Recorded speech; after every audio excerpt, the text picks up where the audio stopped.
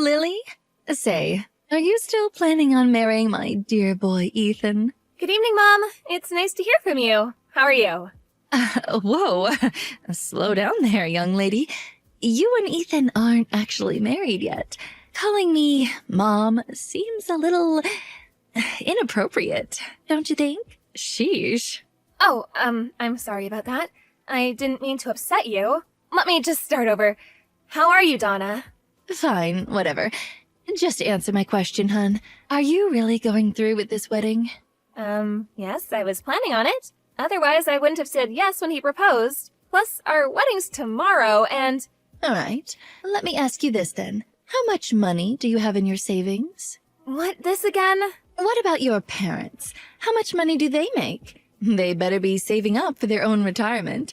Are they in debt? Are you in debt? Whoa, you really need to slow down, Donna. We've been over this already. Why do I have to share any of that information with you? I am marrying your son after all, so I can see why you're concerned about my financials. But everything else you're asking about feels a little intrusive, don't you think? You keep bringing up my parents. What do they have to do with anything? I've told you this before. Stop responding to my questions with new questions. All I need you to do is give me your answer, and we're done. Why is that so hard for you to understand? Well, as I've told you before, we don't have any debt. As for all your other questions, I can't answer them until I know what your intentions are. Fine. I see how it is. If you can't give me a straight answer, even on the night of your wedding, I guess that's just how it's going to be. I've had enough. Don't even bother. I will see you tomorrow. Okay. Good night, Donna.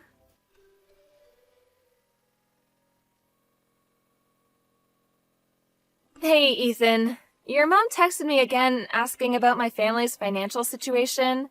What? Again? Jeez, I can't believe she's still bringing that up. What exactly did she ask you this time? The same set of questions as before. And the time before that. I see. Dad and I have both told her it's not polite or appropriate to pry like that. But it just goes into one ear and out the other. I'm really sorry. It's fine. I'm just glad at least you and Victor have my back. We need to make sure we keep an eye on her at the wedding tomorrow. I hope she doesn't try to pull anything stupid. Worst case, if she does, I'm prepared to kick her out of the venue. I really hope it doesn't come to that. Same here. I'll talk to Mom again tonight. Make sure she doesn't try anything funny tomorrow. I'll ask my dad and my other relatives to keep an eye on her too. I'm really sorry about all of this. My mother making a scene is the last thing we need on our wedding day.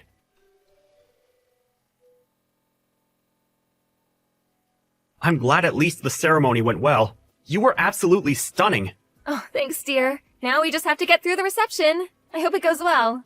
Well, Mom's been pretty quiet so far, so I'm hoping that's a good sign. If she can behave herself for the rest of the day, everything will be good.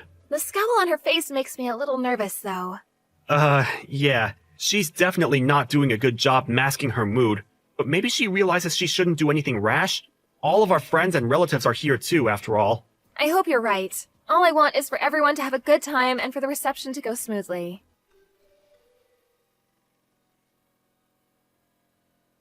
I knew it. So you were after our money. You've been exposed, Missy.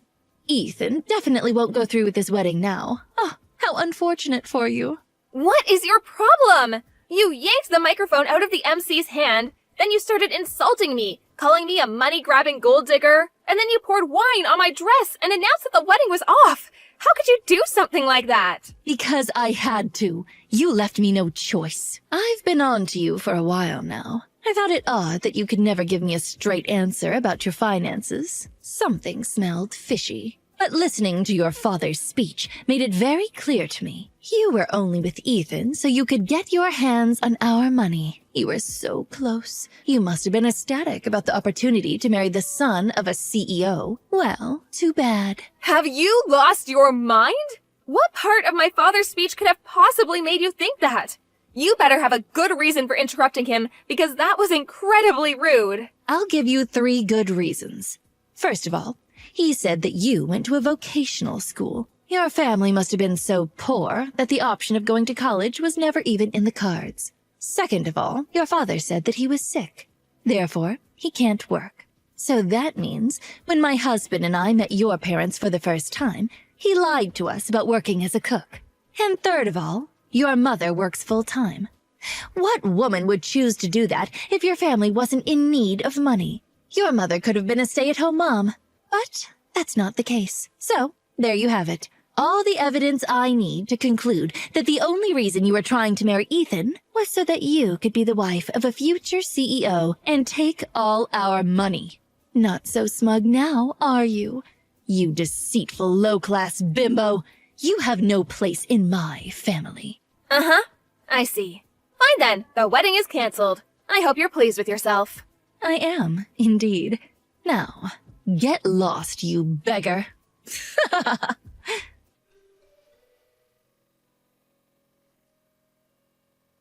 Lily, is it true? I heard that after you announced that you canceled the wedding yesterday, you actually carried on with it as planned. Yes, we did. We were actually going to cancel the reception and send everyone home after you ruined my dress and my father's speech. But after seeing everything that happened, the staff at the venue felt bad and were kind enough to let us stay later than the time we booked the place for. Fortunately, we were the only couple getting married there yesterday, so they didn't even charge us for the extra time. It was very nice of them to make those arrangements for us. After we watched you practically skip out of the venue, happy as a clam, we carried on with the reception. I can't believe this. So when Victor dropped me off at the house saying he had some errands to run, he was actually headed back to the venue to join us, exactly. Oh, how dare he do that to me, after I went through all the trouble to expose your true identity. You nasty double-dealing pauper! Let me set the record straight because it seems you're confused about a lot of things. I don't need you to be making any more presumptions about me and my family. Confused? Presumptuous? Please, I know exactly what's going on. You foolish little girl. You're still trying to trick me, aren't you? Trust me, I'm not. You seem to be missing a lot of context because you interrupted my father's speech and never listened to the end of it. First of all, yes, I did go to a vocational school. I chose to go to the culinary school so I could help my dad out with the business. The business? What business? You seem to think he works at a restaurant as a cook, which I guess isn't entirely wrong, but there's more to it. He's the head chef at the restaurant he owns. I'm sorry, what? I went to culinary school so I could learn the basics and prepare myself before I started working with my dad at the restaurant. The head chef and owner of a restaurant? What are you even talking about? My great-grandfather opened a gourmet Italian restaurant way back in the day, and our family's been running the business for decades. As for my dad being sick, that was back when I was in high school. Thankfully, his recovery went well. He's all better now and works in the kitchen every day. But he never mentioned anything like that. If you recall correctly, in the speech, he mentioned the time he got sick. He never said he was chronically ill. Plus, after you left, my dad got to finish his speech, and he made a mention of it. He thanked me for my support and for helping out with things at the restaurant during those difficult times. My dad wrote his whole speech down before the reception. So if you hadn't interrupted him when you did, the fact that he made a full recovery would have come up later in the speech. I didn't think there was much more to it. And about my mom and her career, she still chooses to work because she loves what she does. Becoming a counselor was her dream. She loved helping others ever since she was a little kid. She worked very hard to build up to the point she's at today. No matter how much money her spouse made or what job they had, giving up on her career was always out of the question for her. Huh. Everyone has different values, and it's natural for people to have different goals in life. But it's not okay to make assumptions about them or insult them because of it. Fine. I admit that I didn't have the whole story, I guess. But that still doesn't change anything. I doubt your family's making much from running one measly little restaurant. I'm sure it's nothing compared to the massive corporation my husband runs. I still don't have enough evidence to be convinced that you're not after our wealth. Earlier you said you had 3 good reasons to believe that I was only with Ethan for the money. But I just explained everything. The assumptions you based your reasons on were wrong in the first place. Your arguments are completely baseless. Oh, you're just splitting hairs at this point. You think you got me beat with your flimsy argument? None of that matters because you're not marrying Ethan. I won't allow it. He's going to be leading the company after my husband retires. Being with a poor peasant girl like yourself is detrimental to his future.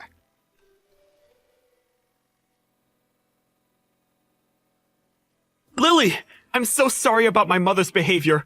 I have no idea what's gotten into her, but it's completely unacceptable. I'm okay, Ethan. At least you and your dad are on my side. Of course we are. We know you and we know your character. You're a kind, hardworking, and loving person. Thanks. I really appreciate that. So, I have something I wanted to talk to you about, and I want my dad and your parents to be there to hear it. Can you talk to your parents so we can arrange a time for all of us to meet in the next few days? Alright, sure. What is it that you want to talk about, though? I've been thinking about a lot of stuff. About the business, about our future. I want to make the best choices for us. Dad's been helping me figure some of it out, too. I think I reached a decision, but I wanted to run it by you and your parents first. Okay, I'll check my parents' schedule and get back to you. Thank you. I appreciate it. We'll talk soon.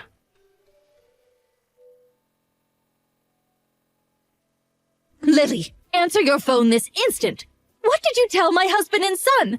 There's no way they would treat me like this unless you were behind it. I'm not behind anything, Donna. Victor and Ethan just told me what I assume they told you. Ethan said he wanted to take my family's name and cut ties with you. And Victor said he was going to officially announce that Ethan's cousin Sean will be taking over the company after he retires. Oh, and that he's also planning on divorcing you. At least that's what my parents and I were told.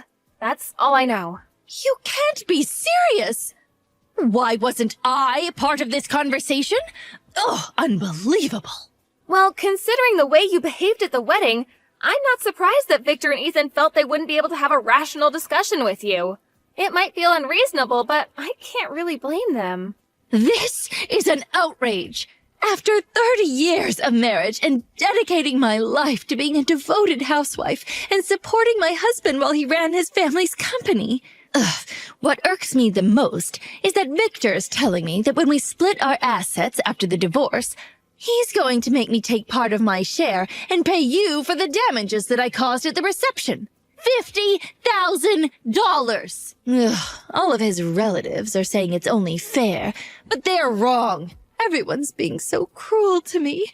I can't stand this.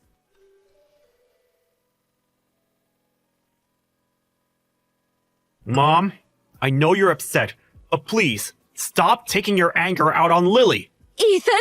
Oh, don't tell me you're with her right now. Of course I'm with her. We just brought our papers to City Hall.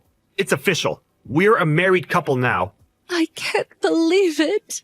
I took her last name, just like I told you I would. What have you done? I'm going to keep working at Dad's company as an employee, but I'm not involving Lily or myself in business operations. But you're my only son. And you were supposed to take over the business, become the CEO. Do you truly think that what you're doing is acceptable? I already told you, Sean's taking over the business, not me. And besides, this decision wasn't official until now, but it was practically decided for a while. What? You just assumed I was taking Dad's place and made a whole big deal about nothing. But think of the position that puts you in. This puts me in a great position, because it's exactly what I wanted. Sean's great at what he does. He's skilled, innovative, and very capable. The company's in good hands with a businessman of his caliber at the top. You may have supported Dad at home, but you have no say in what happens with the company. It has nothing to do with you. This can't be. Lily's my family now. I need to go. I'm sorry, but after everything you did at the wedding, I've lost respect for you completely. And I honestly just want nothing to do with you. And as far as your relationship with Dad's concerned, go talk to him about it. I'm sure you both have some stuff to figure out. Ethan, no. Please wait. Bye, Mom.